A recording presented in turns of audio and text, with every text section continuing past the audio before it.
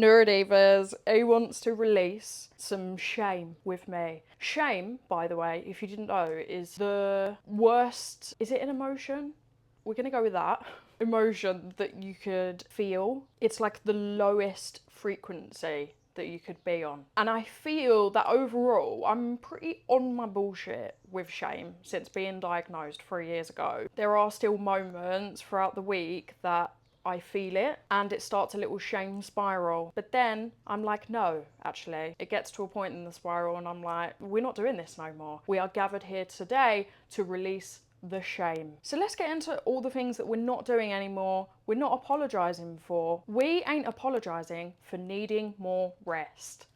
Thank you. Sometimes I feel fucking exhausted out of nowhere and it is so frustrating, especially when you're in the middle of something or if you've got things to do. But if you just zoom out a sec, think about how we're moving in life. We have probably lived 100 lives and that's how we move through the day as well. We're always in a rush. Our brain produces 100 thoughts per second. I always say to people, if they want to know how an ADHD person experiences their day or like goes through their day, it's like going through your day twice. We feel every emotion more, we think more, we give more, especially if you're creative. We can also complete 2 months worth of work in one afternoon. I'd like to see anyone else have a go at that. And the worst thing about that is we forget about it. So we do all of that work and then we don't feel a sense of accomplishment because our brains are moving at the speed of light. They're just onto the next thing, onto the next thing. And then we have the audacity to be like, why am I so tired? No,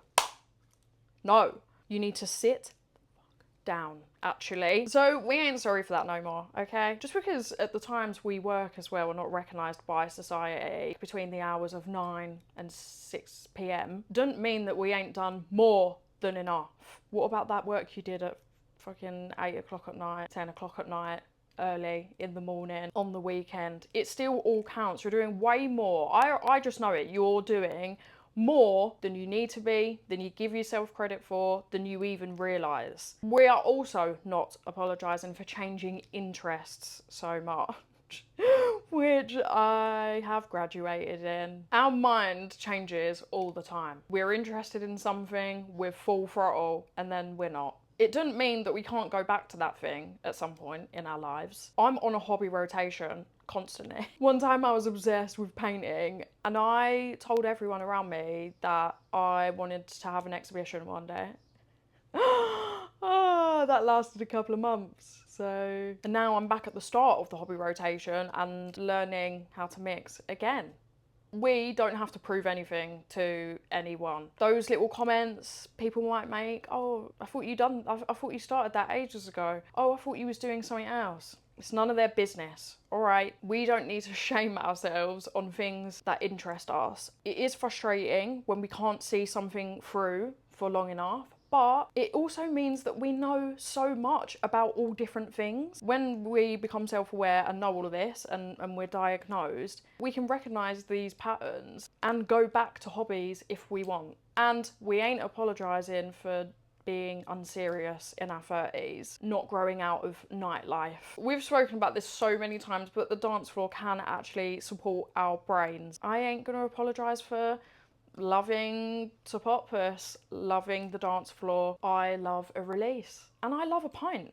Yeah, I can go sober, I can have 1 or 2, I can have 1 and then stop, or I can be a feral little fairy and just let us live, you know what I mean? There's no age limit, there's no, oh, but you've got ADHD, so shouldn't you like be on top of that? No, talk to the cheeks because the face ain't listening. We are not apologising for prioritising creativity over consistency. Now, this is the little bit of shame that creeps up on me every now and again. But when we zoom out, creativity, that's how I express myself. And that has to be as close to my identity and how I'm feeling as possible. I've got stories to tell, I've got a vision. And sometimes that comes before posting every day at the same time. Fuck strategy. love creativity. If I try and prioritize strategy and looking at all my analytics, makes everything I do feel boring, like a chore, like I'm back at my corporate job again, and like I'm ignoring all of my strengths, which is what we did all of our lives. And that's not our fault. That's because we were boxed in to somewhere where we should have never have been, which leads us into the next thing we ain't apologising for, and that's changing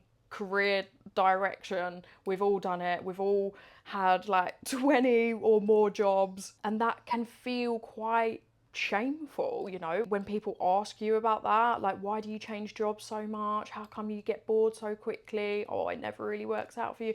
Like, I had so many people say to me, oh, you never have any luck, do you, in jobs? I don't really know how you respond to things like that, but none of that is wrong. Like, where is the rule book on this, by the way? I'd love to have a look at the careers of life guidebook where it says you must have one job for the rest of your life. That sounds boring as fuck. You should change career directions as much as you want. That sounds like a fun, fulfilling, interesting life to me. Why wouldn't you want to have a go at everything? The last thing we ain't apologising for is being a bitch.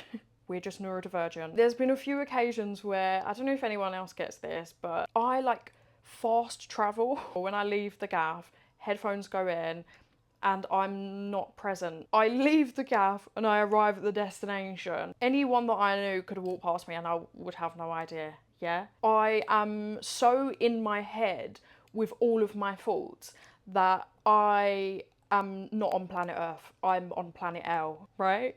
I think obviously because of creating content and because I look like this, I can't exactly go incognito anytime I go out because I've got an orange barnet and green glasses. We don't really love to be perceived.